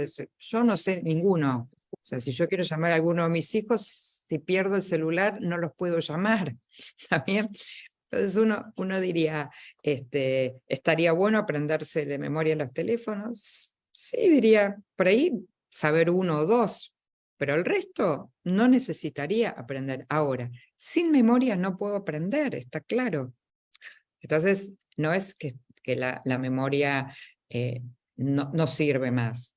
No sirve como fin, es decir, estudiar de memoria para dar cuenta de lo que aprendo solo repitiendo de memoria información. Pero necesito la memoria y ojalá no la perdamos. ¿Está bien? Nosotros a veces decimos, no, pero la memoria ya no es importante, pero nos damos cuenta que sigue siendo importante, ¿no? Sino que nos va a servir para también nosotros ser críticos, poder haber comprendido lo que estamos aprendiendo, ¿no? Y si no me acuerdo algo de memoria y lo aprendí comprensivamente, puedo saber dónde ir a buscarlo, puedo saber a quién preguntarle, ¿está bien? Entonces, nosotros no podemos aprender sin memoria. El tema es que no la pongamos en el pedestal como el fin que tenemos que alcanzar en el modo de aprender, pero sí necesitamos la memoria. Muy bien. Tenemos otra pregunta aquí. Me dice, ¿será importante para un docente conocer sobre el coaching, Coaching, sobre el coaching. coaching educativo para un proceso de aprendizaje esperado? Bueno, hay muchas posturas al respecto. Yo particularmente pienso que no hace falta, o sea, si uno sabe de coaching y lo quiere usar, está bien. Yo creo que para ser docente, preferiría invertir el tiempo en aprender a evaluar bien, en aprender a empatizar con mis estudiantes, en aprender a vincularme bien con mis estudiantes, aprender mucho sobre mi disciplina, aprender a usar la tecnología. Digo, tengo muchos aprendizajes que hacer en la formación. Pero hay muchos, hoy hay mucha gente que habla de coaching educativo y hay dentro del campo muchísimas teorías diferentes y muchas veces se llama coaching a algo que es acompañamiento, por ejemplo. Uno debería decir, el coaching es acompañamiento a los estudiantes, digo, está bien coaching, pero si el coaching es otra cosa, ¿no? Depende de las teorías. A mí, yo no soy amiga de seguir incluyendo, digo, nuevas teorías si no tengo primero desarrolladas algunas cuestiones de competencias básicas que tenemos que tener los maestros, ¿no? Evaluar es una de ellas. La formación docente en general, digo, en los casos que conozco, tienen poca formación en los institutos de formación docente en el campo de la evaluación formativa. La enseñan teóricamente, pero no la practican. Pero después les pedimos a los maestros que evalúen formativamente. Entonces yo diría, bueno, preferiría invertir tiempo en eso, ¿no? Formación y capacitación en eso a los maestros, antes que en el coaching, ¿no? En ese sentido lo digo. Tenemos otra pregunta que dice, ¿qué cantidad de criterios se debería formular para evaluar competencias de manera asertiva en un aprendizaje de alta demanda cognitiva? Bueno, el número de criterios, digo, no hay un número definido de criterios, pero para dar un ejemplo, si yo voy a usar una rúbrica, ¿no? Para evaluar con criterios y niveles de calidad, una rúbrica promedio podría tener 5 criterios, 6 criterios, no más, porque después es muy difícil administrar 6 criterios, 4, 5, 6, es administrable para el docente, para el profesor y para el estudiante. Si la rúbrica tiene 10 criterios, es más complejo.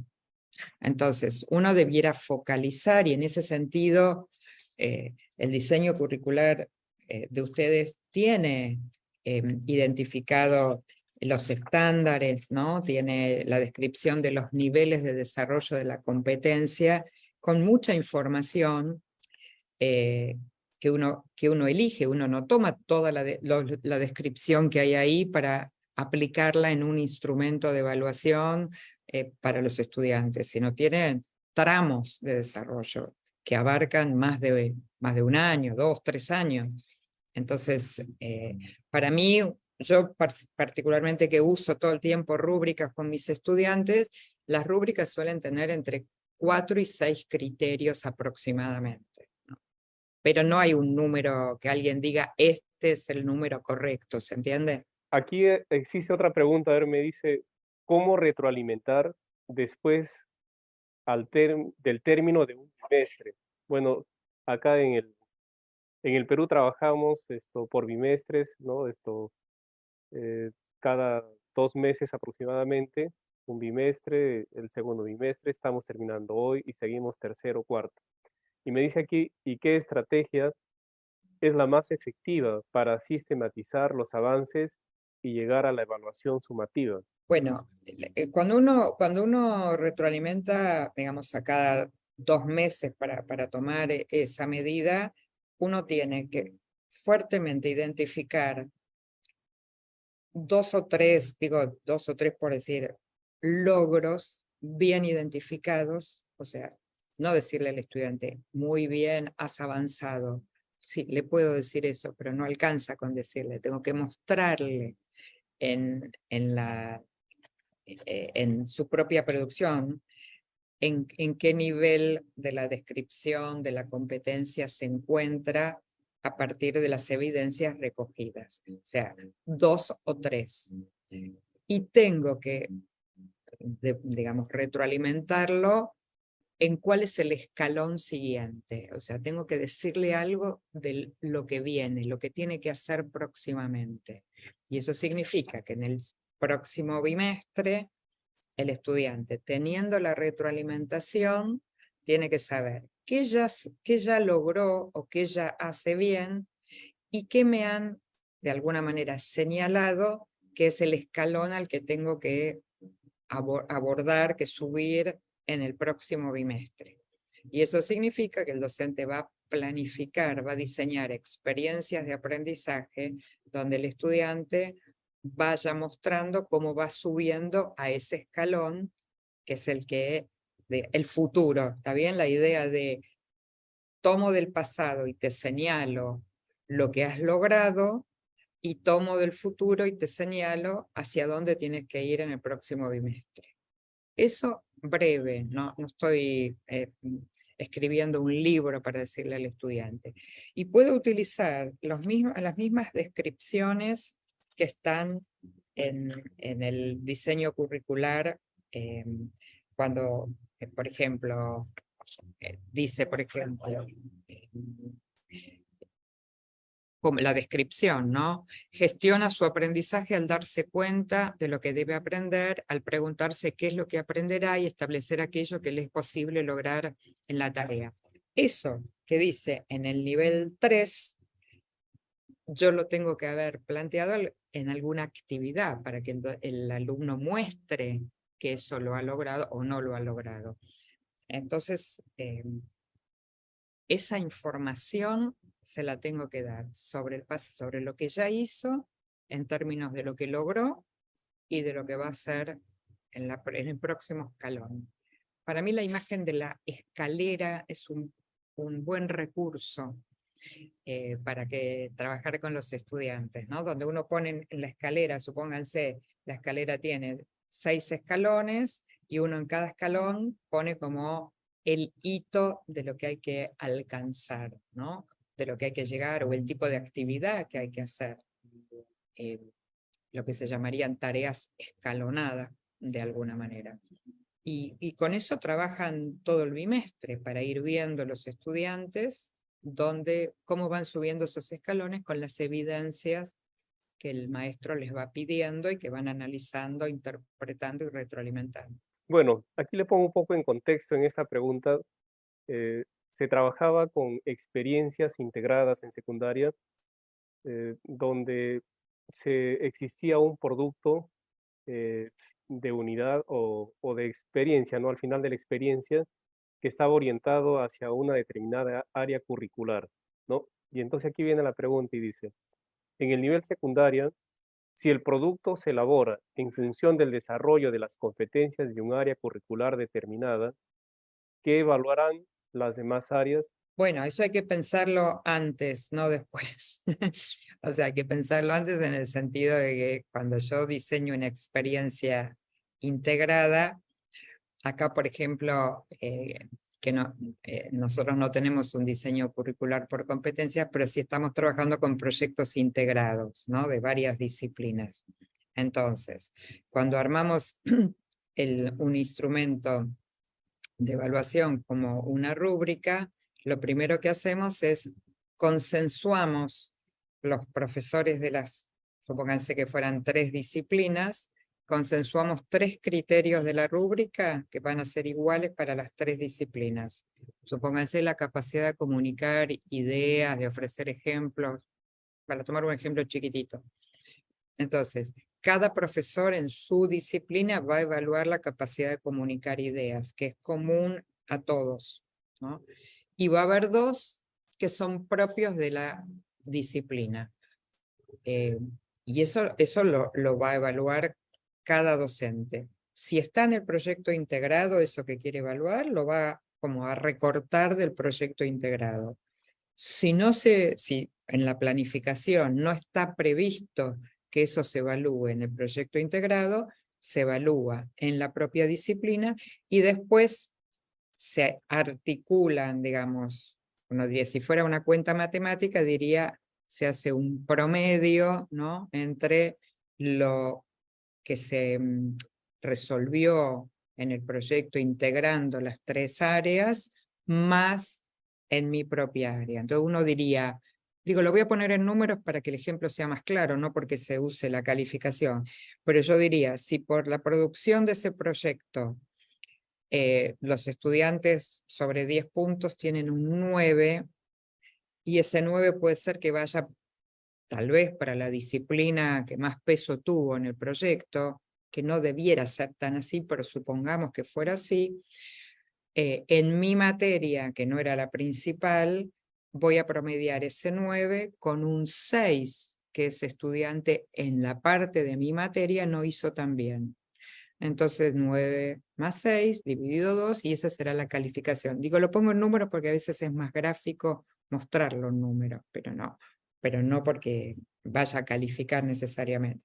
Entonces, esa es una decisión que hay que tomar cuando se planifica si va a ser un proyecto efectivamente integrado en partes iguales en los saberes disciplinares y lo que se va a evaluar transversalmente va a ser solo la competencia o la competencia de los saberes disciplinares. Bueno, hoy por ejemplo con el tema de cambio climático uno podría decir, ¿ese saber disciplinar es de ciencias naturales o también es de ciencias sociales hoy por temas de las políticas públicas de los países y la geopolítica?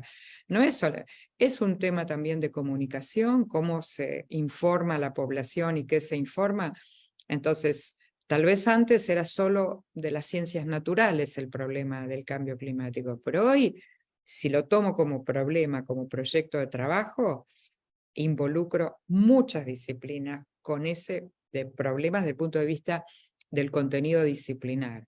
Después están las competencias transversales, por supuesto, que pueden responder a todas las disciplinas, ¿no? Así que eso hay que pensarlo cuando se planifica, para no llevarse sorpresa después y preguntar, ¿y ahora qué hago? Sí. Aquí tengo otra pregunta que me dice, si observamos que los estudiantes no logran lo esperado en una determinada sesión de aprendizaje, ¿puedo planificar la siguiente sesión solo la retroalimentación de esta competencia? De nuevo, porque no entendí bien yo la pregunta. A ver. Ya. A ver, dice, si observamos que los estudiantes no logran lo esperado en una determinada sesión de aprendizaje, ya, dice, ¿puedo planificar la siguiente sesión solo la retroalimentación de esa competencia? O sea, se refiere a la que no habían logrado, ¿no? Sí, perfectamente podría hacerlo. O sea, tampoco un estudiante alcanza solo en una sesión una competencia. O sea, estamos hablando de competencias en general que llevan tiempo de aprenderse, de apropiarse. Pero claro que sí, puedo trabajar solo sobre la competencia, no, porque sabemos que la competencia está asociada a un saber disciplinar, no es la competencia en el vacío. Pero por supuesto puedo trabajar sobre la retroalimentación y hacer una sesión sobre eso, involucrando no solamente al estudiante que no avanzó, involucrando a todos, armando trabajos en parejas, en grupos y demás, para que entre todos mejoren esa competencia, claro que sí. Bien, aquí tenemos otra pregunta, creo que ha sido contestada, pero de repente si nos pudiera aún ahondar más, nos dice, ¿cuándo es más productiva la retroalimentación? ¿A nivel grupal o a nivel individual? Sí, la contesté, pero digo, si puedo, individual, 1000 veces mejor. El estudiante que se siente mirado, escuchado, valorado por su docente, sentados uno al lado del otro, uno enfrente del otro, tiene un valor y un impacto increíble en el aprendizaje. ¿Se entiende? Porque significa que en la cabeza del estudiante, el estudiante dice, me miró, sabe quién soy, sabe lo que estoy aprendiendo, sabe de mis dificultades, me orientó. Y eso es maravilloso en el aprendizaje. A veces no podemos, porque tenemos, como les decía, 6 cursos, 30 estudiantes de cada curso, y no siempre lo puedo hacer. Pero miren, si yo logro en un año, siendo un profesor de bachillerato, teniendo muchos estudiantes, si logro en el año haberme sentado una vez con cada estudiante para ofrecer retroalimentación directa, así, cara a cara, el impacto es, multiplíquenlo en progresión geométrica por 100. Así que sí, todo lo que se pueda. Me dice otra pregunta aquí, si habiendo alcanzado un estudiante en un periodo de evaluación un nivel de logro satisfactorio, en el siguiente periodo puede tener un nivel de aprendizaje de inicio. De repente el contexto, aquí esto se califica de forma literal, ¿no? Esto en inicio, proceso, esto Sí. logrado y destacado. De repente ahí va la pregunta por ahí. Puede suceder, porque puede suceder, habría que entender qué pasó, si a ese estudiante le pasó algo en su familia, en su contexto, digo, alguien que logró y al siguiente vuelve al inicio, porque sí, no podría decir. Habría que averiguar qué le sucedió, opción 1. Opción 2, tal vez no lo había logrado tan bien y por eso vuelve al inicio. En general, si logró algo y lo logró bien en términos, digo, de que se apropió, no de que lo repitió de memoria, ¿no? No sucede que vuelve al inicio. Puede ser que vuelva un poquito para atrás, pero no necesariamente. Pero si lo aprendió prendido con alfileres, probablemente puede suceder. ¿Vieron? Perkins tiene una frase muy linda para describir el concepto de aprendizaje frágil, aprendido y olvidado. Y eso es cuando yo me aprendo algo de memoria, rindo y me va bien, y a los 3 meses no me acuerdo ni de qué se trataba. Y eso es un aprendizaje aprendido, digo, aprendido con alfileres, superficial, no profundo. Entonces, no debiera suceder si fue aprendido, digo, si el estudiante se apropió, pero también a la gente le pasan cosas en la vida, y puede ser alguna situación familiar, de contexto, de salud, etc. Me parece muy bien la respuesta. La retroalimentación, ¿cómo estructurarla para una correcta aplicación en un aula inclusiva que cuenta con niños con habilidades diferentes? ¿Cuál es la o las estrategias para una adecuada retroalimentación? Bueno, la retroalimentación, cuando uno la va a pensar y la va a planificar, tiene que saber quiénes son los destinatarios. Y ahí muchas veces necesitamos diferenciarla. No es lo mismo lo que yo le voy a retroalimentar al niño A probablemente que al niño B. Y eso va a depender de si es un niño con inclusión, con alguna necesidad educativa especial, cuál es esa necesidad educativa especial, y en función de eso haré la retroalimentación.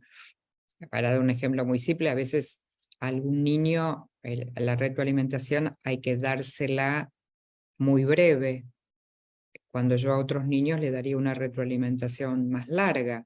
Y eso depende de cuál sea la necesidad educativa especial de ese niño. No hay algo que podamos de alguna manera tabular, sino tenemos que identificar cuál es esa necesidad educativa especial, pero no solamente por una necesidad educativa especial. Un niño tímido seguramente va a requerir un tipo de retroalimentación mía bien distinto a un niño hiperactivo, hiperparticipativo.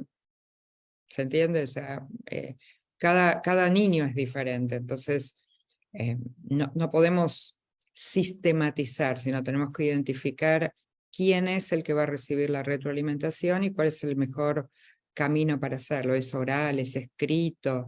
¿Es mejor si se lo grabo en un audio? ¿Es mejor si se lo envío a la familia? ¿Es mejor si se lo hago junto con un amigo? Todo eso significa planificar la retroalimentación.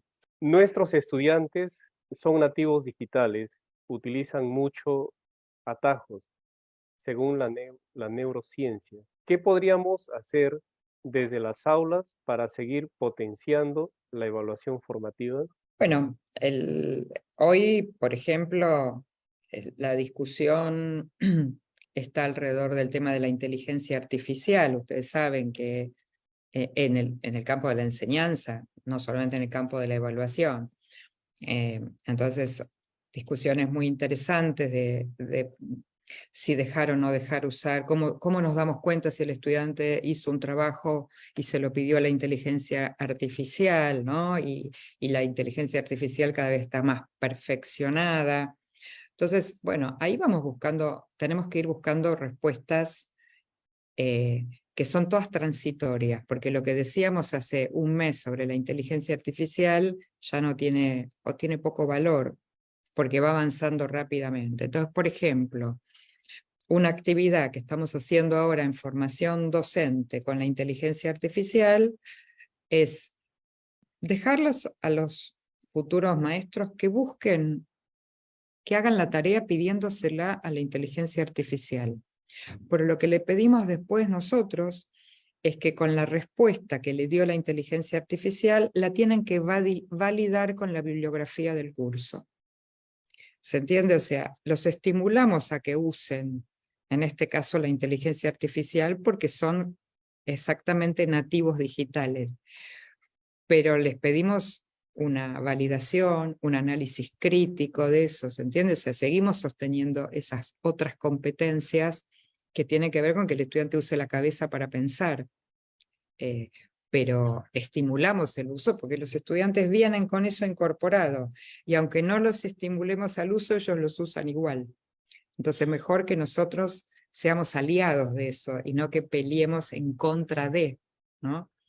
Como en todas las épocas, cuando empezó Internet, no se les permitía a los estudiantes trabajar con Internet en la escuela, después no se les permitía los celulares en la escuela. Bueno, y así cada época va mostrando que finalmente hay que incorporar la tecnología con las limitaciones, con el encuadre correspondiente a la edad, a las posibilidades tecnológicas, a las posibilidades de conectividad, pero tenemos que incluir estos dispositivos al mejor servicio del aprendizaje, no a hacerlo más fácil y tramposo, sino al mejor servicio del aprendizaje. Algunas veces la confianza es entendida como una debilidad por parte del estudiante y ello se convierte en punto fácil para hacer, como podríamos llamar, dice, un tipo de bullying al docente, ¿no? ¿Qué gesto o miradas sería la más adecuada? Bueno, la confianza no es hacerme amigo del estudiante, ¿está bien? La confianza es construir un vínculo de respeto del docente al estudiante y del estudiante al docente. Y es una construcción que hay que hacer. Y la confianza además tiene límites de parte del docente, también de parte del estudiante. Yo no definiría confianza si el vínculo que generé favorece que el estudiante haga bullying del docente. Entonces, primero hay que entender el contexto, cómo se construyó ese vínculo, también miraría el contexto institucional, no solamente el personal de ese docente. También miraría qué pasa con otros docentes del mismo grupo de estudiantes. También miraría cómo son los vínculos entre los estudiantes. Es muy difícil dar una respuesta en el sentido, habría que hacer esto. Para mí hay que analizar todos estos factores para después, bueno, evidentemente, probablemente tomar alguna decisión, porque el bullying no es un buen aliado en ninguna circunstancia, ni para los docentes, ni para los estudiantes, para nadie. Y tampoco es una cuestión de hago un reglamento que diga que está prohibido el bullying. Está claro que no está permitido, pero hay algo que lo desencadenó, hay algo que lo está favoreciendo y tenemos que tratar de entender qué es, ¿no? Así que no podría decir qué hacer si no entendemos primero eso en contexto. Aquí me dice, los criterios de evaluación se elaboran a partir del estándar de la competencia. Sin embargo, ¿es posible hacerlo también desde los desempeños? Sí, las dos cosas juntas, porque yo miro el estándar y tengo que mirar los desempeños. Me sirven, me dan muchas orientaciones, claro que sí. Miramos las dos cosas juntas y también miramos quiénes son mis estudiantes, porque por ahí mis estudiantes están lejísimos de ese estándar y tengo que ir un poquito más abajo. O sea, estamos mirando flexiblemente lo que el diseño curricular nos muestra para saber adaptar lo mejor posible al grupo de estudiantes que yo tengo, ¿no? Claro que sí, todo eso ayuda. Maestra, nuevamente reiterarle nuestro agradecimiento por su disposición, como lo he dicho, y estaremos en otra oportunidad, de seguro que sí, nuevamente poniéndonos en contacto. Muchísimas gracias. Gracias a ustedes y un placer haber conversado con todos ustedes. Un abrazo muy cálido. Si te gustó este vídeo, regálanos un like. Y si aún no te suscribes a este canal, puedes hacerlo en este momento, dando clic en el botón de suscribirse y activando la campanita para recibir notificaciones de próximos vídeos. Además, te invito a compartir este material en tus redes sociales. ¡Hasta la próxima!